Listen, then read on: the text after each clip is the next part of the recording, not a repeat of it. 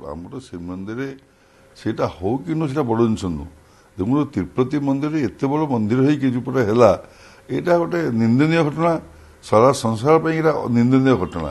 କିନ୍ତୁ ଆମ ଜଗନ୍ନାଥ ମନ୍ଦିରରେ ଆମେ ସବୁବେଳେ ମହାପ୍ରଭୁଙ୍କୁ ଚାହିଁବୁ ଭଲ ଘିଅରେ ଭଲ ଜିନିଷ ମହାପ୍ରଭୁ ଆଉ ଭଲ ଭଲ ଚାଉଳ ଭଲ ଘିଅ ସବୁ ହୁଏ।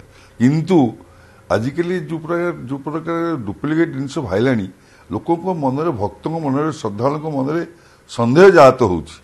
ସେଥିଯୋଗୁଁ ମୁଁ ସ୍ୱାଗତ ଯୋଗ୍ୟ କରୁଛି ଯେ ଆମର କଲେକ୍ଟର ମହାଶୟ ହୁଅନ୍ତୁ କି ମୁଖ୍ୟ ପ୍ରଶାସକ ହୁଅନ୍ତୁ ଏଇଟାକୁ ଫୁଲ୍ ଯାଞ୍ଚ କରି ଛାଡ଼ନ୍ତୁ। କଲେ ଶ୍ରଦ୍ଧାଳୁଙ୍କ ମନରେ ଆଉ ସେ ଦୁର୍ଭାବନା ରହିବନି କି ସନ୍ଦେହ ରହିବନି। ଭକ୍ତମାନେ କହିବେ ନାହିଁ ଜଗନ୍ନାଥଙ୍କ ଠିକ୍ ଅଛି। କିନ୍ତୁ ଆଜିକାଲି ଆଜ୍ଞା ବିଶ୍ୱାସ କରିବେନି, କାହାକୁ ବିଶ୍ୱାସ ନାହିଁ, ଅଧାକୁ ଅଧା ଡୁପ୍ଲିକେଟ୍ କରି ଛାଡ଼ି ଦେଉଛନ୍ତି।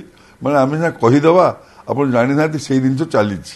ସେଥିଯୋଗୁଁ ଏଇଟା ନିହାତି ପକ୍ଷେ ଯାଞ୍ଚ ଛାଡ଼ିଲେ ଭଲ ହେବ ଏବଂ ସମସ୍ତଙ୍କ ପାଇଁ ମଙ୍ଗଳ ହେବ ଏବଂ ସମସ୍ତେ ବାହାରେ ଜାଣିବେ ଯେ ହାଇଁ ଆମ ଜଗନ୍ନାଥ ମହାପ୍ରଭୁ ଠିକ୍ ଭୋଗ ଚାଲିଛି। ନହେଲେ ସେ ଆପଣ ଦେଖନ୍ତୁ କେତେ ଆଡ଼େ କ'ଣ କେତେ କ'ଣ ବାହାରିଲାଣି, ମାନେ ଦୁଃଖଦାୟକ ଘଟଣା ହେଉଛି।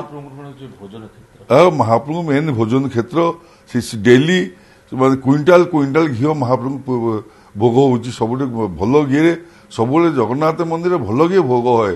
ସେଥିଯୋଗୁଁ ଏମାନେ ସେଇଟା ଠିକ୍ ଅଛି, ଆସୁଛି ଆସୁଛି ବଡ଼ ଜିନିଷ ନୁହଁ। କିନ୍ତୁ ଯୋଉ ଜିନିଷ ଅପପ୍ରଚାର ଚାଲିଛି, ଯୋଉ ସତକୁ ସତ ଅଧାକୁ ଅଧା ଆପଣ ଡୁପ୍ଲିକେଟ୍ ଜିନିଷ ଛାଡ଼ି ଦେଉଛନ୍ତି ଷ୍ଟାମ୍ପ ମାରିକିରି, ସେଇଟା ଯାଞ୍ଚ ହେଲେ ବହୁତ ବଢ଼ିଆ ହେବ, ଭଲ ହେବ ଏବଂ ସ୍ୱାଗତ ଯୋଗ୍ୟ ଯାଞ୍ଚ ହଉ, ହେଲେ ସମସ୍ତ ମନରୁ ସନ୍ଦେହ ଦୂର ହେବ। ଜୟ ଜଗନ୍ନାଥ।